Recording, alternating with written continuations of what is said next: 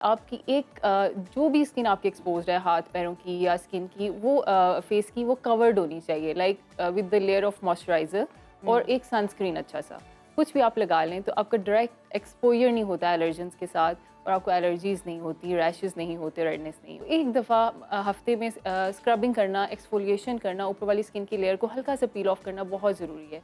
उससे क्या होता है कि आपकी डेड स्किन रिमूव हो जाती है तो नीचे से सप्पल न्यू स्किन निकल आती है, वो ड्राई नहीं होती। एक्जिमा की फर्स्ट फॉर्म ड्राइनेस होती है ठीक है, और और उसके वो बाद वो बढ़ते somehow बढ़ते वो फिर बढ़ पूरी गया एलर्जी, frequency। स्किन एलर्जी या एक्जिमा बन जाता है। तो उसमें उस वक्त ब्लीडिंग भी होगी, उसमें ऊजिंग भी होगी, उसमें फ्लूइड भी निकलेगा और खारिश भी बेइंतहा होगी। उस वक्त आपने ज़रूर अपने डर्मेटोलॉजिस्ट से रब्ता करना है, वो आपको कुछ लगाने वाली मेडिकेशंस देंगे। आज हमारे साथ गेस्ट मौजूद हैं जिनका नाम है कंज़ा आफ्ताब और ये डर्मेटोलॉजिस्ट हैं। वेलकम टू सुनो वेलकम टू सुनो पाकिस्तान। पाकिस्तान। कैसी थैंक हैं यू वेरी कंज़ा? मच। मैं बिल्कुल ठीक, आप कैसे हो? बिल्कुल ठीक ठाक। स्मोक के बारे में हम डिस्कस करेंगे, आने वाली है। पहले ही लोगों को बता दीजिए इससे कौन कौन से इश्यूज होंगे और लाहौर कैसे। वालों को तो खास तौर पे बिल्कुल। जी बिल्कुल, स्मॉग हमें पता है कि जब स्मोक और फॉग मिलती है तो स्मॉग बनता है और लाहौर में इसलिए ज़्यादा है क्योंकि यहाँ पे कंबस्टन बहुत ज़्यादा है, गाड़ियों का धुआं और फैक्ट्रीज़ का धुआं, वो सब जब मिलता है हमारी फॉग के साथ तो स्मॉग बन जाता है।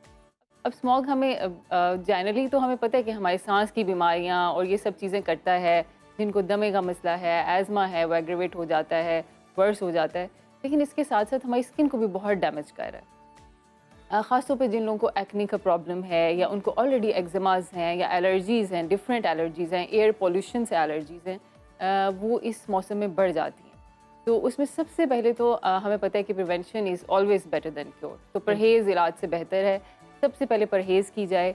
परहेज़ का ये मतलब है कि जब भी घर से निकलें तो कोशिश करें कि कम से कम निकलें। स्मोक के सीज़न में कम से कम निकलें और इसके अलावा जब भी निकलें तो फुल क्लोथ्स पहनने, आपने full sleeves, full trousers, joggers पहने हुए हों, मतलब आपके ज़्यादातर बॉडी पार्ट्स जो हैं वो कवर्ड हों और कोशिश करें कि मास्क का इस्तेमाल लाज़मी करें स्मोक के मौसम में।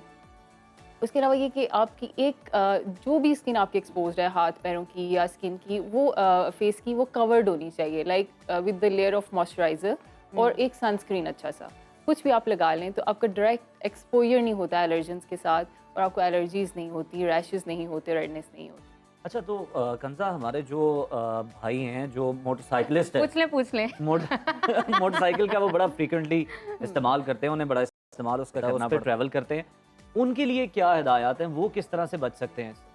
जी अच्छा, सबसे पहले तो हेलमेट एक बहुत अच्छी ईजाद है। हेलमेट का इस्तेमाल तो उसका तो मस्ट है। मैसेज वैसे भी देते रहते वो बिल्कुल वो मस्ट है। अगर आप एक हेलमेट ही पहन लें और हमारे अक्सर भाई जो हैं वो ग्लव्स भी ज़रूर इस्तेमाल करते हैं तो देखिए आपका बाकी बॉडी पार्ट्स तो आपके वैसे ही कवर्ड हैं, तो आपके हाथ और चेहरा जो है वो भी बच जाते हैं स्मोक के बुरे असरात से। और इसके अलावा आप इनहेल भी नहीं कर पाते स्मोक को, तो हेलमेट का इस्तेमाल मस्ट है। मोटरसाइकिलिस्ट के लिए हेलमेट बस इनफ है, उनको कुछ एक्स्ट्रा मॉइस्चराइज़र या सनस्क्रीन्स भी इतना नहीं चाहिए क्योंकि उनके सर के और चेहरे की कवरेज हो जाती है।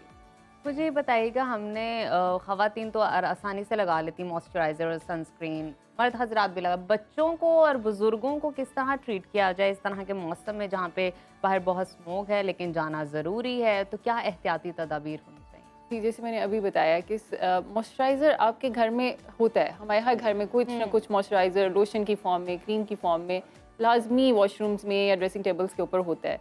तो मस्ट है कि आप बाहर निकलने से पहले एक लेयर अपने ऊपर मॉइस्चराइज़र की जो एक्सपोज पार्ट्स हैं सारी बॉडी के ऊपर ना लगाएं, चेहरे के ऊपर लगा लें, हाथों के ऊपर लगा लें और एक मास्क ज़रूर पहन लें। अच्छा, खासतौर पे बच्चे और बूढ़े लोग जिनको खासतौर पे COPD या दमे का मसला होता है वो ज़रूर मास्क लगा के निकलें। और ख़ास तौर पे ऐसे वक्तों में, ऐसे औकात में जब ये सीज़न बिल्कुल पीक पे होता है स्मोक का, उस वक्त कोशिश करें कि बिला वजह मत निकलें। आउटडोर एक्टिविटीज़ को थोड़ा सा कम कर दें। आउटडोर स्विमिंग या आउटडोर वॉक के लिए कम से कम घर में ही कुछ वर्कआउट कर लें या घर में ही वॉक वगैरह कर लें।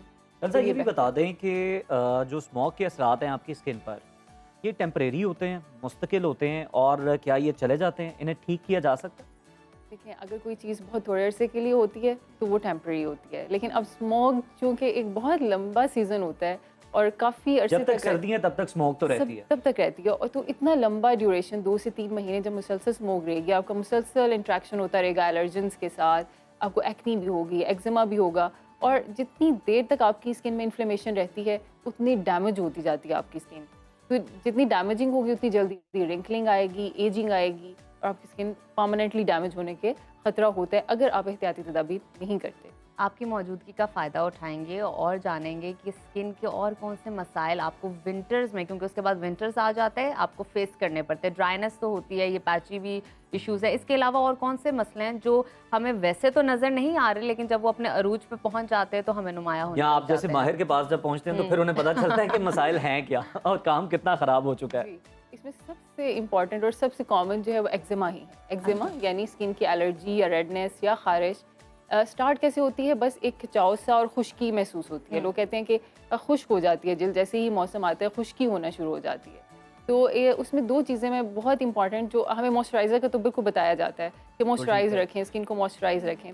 दो चीज़ें जो मैं एज ए डर्मेटोलॉजिस्ट ऐड करना चाहती हूँ ये है कि एक तो एक्सफोलिएट करें अपनी स्किन को, लाजमी एक्सफोलिएशन करें, किसी स्क्रब से करें, किसी भी चीज़ से करें।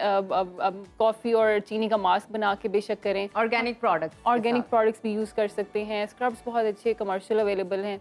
तो एक दफ़ा हफ्ते में स्क्रबिंग करना, एक्सफोलिएशन करना, ऊपर वाली स्किन की लेयर को हल्का सा पील ऑफ करना बहुत ज़रूरी है। उससे क्या होता है कि आपकी डेड स्किन रिमूव हो जाती है, तो नीचे से सप्पल न्यू स्किन निकल आती है, वो ड्राई नहीं होती बिल्कुल। दूसरा ये कि जब भी मॉइस्चराइज़र अप्लाई करें, कोशिश करें कि वेट फेस के ऊपर, वेट बॉडी के ऊपर मॉइस्चराइज़र अप्लाई करें, तो वो सारा दिन निकालेगा, आपको रीएप्लिकेशन की ज़रूरत ही नहीं अच्छा, पड़ेगी। कुछ तो लोग वो बाकायदा टिश्यू से हम देखते हैं कि अच्छी तरह ये यकीनी बनाते हैं कि फेस उनका ड्राई हो गया है, उसके बाद वो अप्लाई करते हैं। ये गलत तरीका है। ये गलत तरीका है बिल्कुल। एब्जॉर्प्शन कोई भी प्रोडक्ट आपने लगानी है, इवन हम जब मेडिकेशंस भी दे रहे होते हैं तो हम हमेशा कहते हैं वेट स्किन के ऊपर लगाएं, उससे एब्जॉर्प्शन बढ़ जाती है। और ख़ास तौर पे जो आपकी नाइट टाइम रूटीन्स हैं उनमें आपने वेट फेस के ऊपर अप्लाई करके, तो बाज़ हम कहते हैं ऊपर से मॉइस्चराइज़र से लॉक कर लें उसको, या क्लिंग फिल्म से लॉक कर लें। ख़ास तौर पे हाथों पैरों पे जो भी डिजीज़ होती हैं, ड्राइनेस होती है, उसको हम कहते हैं कि आप पॉलीथीन के ग्लव्स पहन लें मॉइस्चराइज़र लगा के, या फिर आप उसके ऊपर क्लिंग फिल्म लगा लें, तो एब्जॉर्प्शन बढ़ जाती है। तो ये दो चीज़ें आपकी स्किन को मॉइस्चराइज रखती हैं और स्किन के ऑयल्स और मॉइस्चराइज़र को ख़त्म होने से बचाती हैं। एक वेट स्किन के ऊपर प्रोडक्ट्स का इस्तेमाल, और दूसरा ऊपर से कुछ भी लगा के उसको कवर कर लिया जाए। अच्छा, मैंने एक मसला बहुत ज़्यादा देखा है, जिन लोगों को ड्राइनेस होती है, मॉइस्चराइज़र अप्लाई करने के बाद भी उनकी स्किन पील ऑफ होने लग जाती है, अंदर से भी और बाहर से भी, और पाँव पे भी उनका ये इशू होता है। बिल्कुल। और कभी कभी उनको अगर इचिंग की आदत है ना, तो वो करते करते काफ़ी ब्लीडिंग तक बात चली जाती है। जी, जी, तो ये क्या इशू है सबसे पहले, और इसको किस तरह ट्रीट किया जा सकता है? जी बिल्कुल। जब ब्लीडिंग तक बात हो जा रही है और जब ऊज़ हो रहा है किसी भी लीजन में से या स्किन में से, तो इसका मतलब है कि अब एक्जिमा की तरफ चली गई है। Eczema is excessive dryness. मैंने आपको बताया कि एक्जिमा की फर्स्ट फॉर्म ड्राइनेस होती है, ठीक है, और उसके वो बाद वो somehow बढ़ते बढ़ते वो फिर बढ़ पूरी गई एलर्जी, frequency। स्किन एलर्जी या एक्जिमा बन जाता है। तो उसमें उस वक्त ब्लीडिंग भी होगी, उसमें ऊजिंग भी होगी, उसमें फ्लूइड भी निकलेगा और खारिश भी बेइंतहा होगी। उस वक्त आपने ज़रूर अपने डर्मेटोलॉजिस्ट से रब्ता करना है। वो आपको कुछ लगाने वाली मेडिकेशंस देंगे, क्योंकि वो थोड़े अरसे में लगाएंगे आप और बिल्कुल ठीक हो जाएंगे। उसके बाद आपको परमानेंटली मॉइस्चराइज़र पे रहना है। जैसे मैंने आपको बताया कि जो भी एलर्जी प्रोन स्किन है उसको आपने कवर रखना है। कवर किस तरह से रखना है, एक हल्की सी लेयर पेट्रोलियम जेली की या मॉइस्चराइज़र की लगा के रखें, ताकि एलर्जेंस के साथ आपकी स्किन का इंटरेक्शन ही ना हो और एलर्जी। क्या अच्छा, इसका कंसा, कोई आपने ये जो बताया कि ये जो प्रोडक्ट्स हैं ये अप्लाई करनी चाहिए, बिल्कुल। और अगर इस तरह का आपको मसला है तो आपको डर्मेटोलॉजिस्ट से तो कंसल्ट करना ही और चाहिए। मेरा कुछ ऐसी सवाल- डाइट का भी अमल दखल होता है कि जिससे आप ये स्किन की ड्राइनेस को एटलीस्ट थोड़ा कम कर सकते हैं, या कुछ स्पेसिफिक डाइट लेनी चाहिए ऐसे मौके मैं यही पूछना चाह रही थी, क्या हो सकता है कि इनर कोई प्रॉब्लम आ रही हो विटामिन्स की या ड्राइनेस की, आपको इससे अच्छा, रिलेटेड? ये एक बहुत बड़ा मिथ है जो मैं बस्ट करना चाहती हूँ। जी, जी, बहुत सारे ज़रूर। पेशेंट्स भी आके यही कहते हैं कि आप मुझे कोई परहेज देखिए उनके बता दिल दें। की बात की जाए। हाँ बिल्कुल। वो कहते हैं कि हमारे खून में एलर्जी आ गई है, अच्छा, वो खुद अब बताते हैं आपको, खुद- अच्छा, बगैर रिपोर्ट करवाए। उनकी ठीक है, डायग्नोसिस ठीक होता है। है कि जो ये हमारी स्किन के सारे रैशेज और एलर्जीज़ के प्रॉब्लम्स हैं, ये हमारे खून के एलर्जी की वजह से हैं।